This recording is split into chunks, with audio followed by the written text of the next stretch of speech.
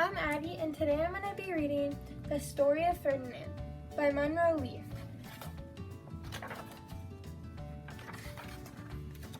Once upon a time in Spain, there was a little bull and his name was Ferdinand.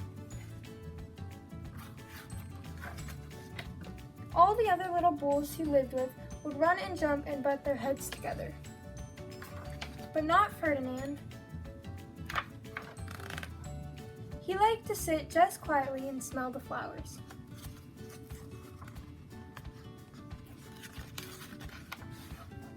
He had a favorite spot out in the pasture under a cork tree. It was his favorite tree, and he would sit in its shade all day and smell the flowers. Sometimes his mother, who was a cow, would worry about him.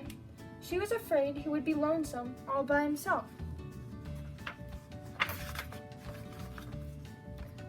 "Why don't you run and play with the other little bulls and skip and butt your head?" she would say. But Ferdinand would shake his head. "I like it better here, where I can just sit quietly and smell the flowers." His mother saw that he was not lonesome, and because she was an understanding mother, even though she was a cow, she let him just sit there and be happy. As the years went by, Ferdinand grew and grew until he was very big and strong. All the other bulls who had grown up with him in the same pasture would fight each other all day long. They would butt each other and stick each other with their horns. What they wanted most of all was to be picked to fight at the bullfights in Madrid. But not Ferdinand. He still liked to sit just quietly under the cork tree and smell the flowers. One day, 5 men came in very funny hats to pick the biggest, fastest, roughest bull to fight in the bullfights in Madrid. All the other bulls ran around, snorting and butting, leaping and jumping, so the men would think that they were very, very strong and fierce and pick them. Ferdinand knew that they wouldn't pick him, and he didn't care, so he went out to his favorite cork tree to sit down. He didn't look where he was sitting, and instead of sitting on the nice cool grass in the shade, he sat on a bumblebee. Well, if you were a bumblebee and a bull sat on you, what would you do? You would sting him, and that's just what this bee did to Ferdinand. Wow, did it hurt! Ferdinand jumped up with a snort. He ran around puffing and snorting, butting and pawing the ground as if he were crazy. The 5 men saw him, and they all shouted with joy. Here was the largest and fiercest bull of them all, just the one for the bullfights in Madrid. So they took him away for the bullfight day in a cart. What a day it was! Flags were flying, bands were playing, and all the lovely ladies had flowers in their hair.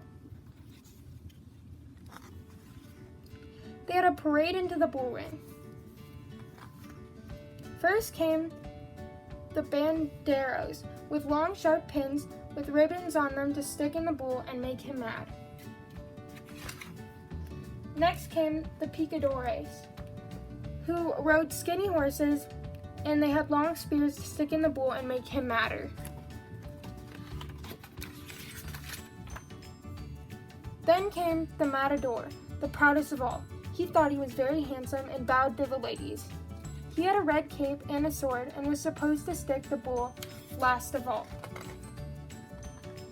Then came the bull, and you know who that was, don't you? They called him Ferdinand the Fierce, and all the banderos were afraid of him, and the picadores were afraid of him, and the matador was scared stiff. Ferdinand ran to the middle of the ring, and everyone shouted and clapped because they thought he was going to fight fiercely and butt and snort and stick his horns around. But not Ferdinand. When he got to the middle of the ring, he saw the flowers in all the lovely ladies' hair, and he just sat down quietly and smelled.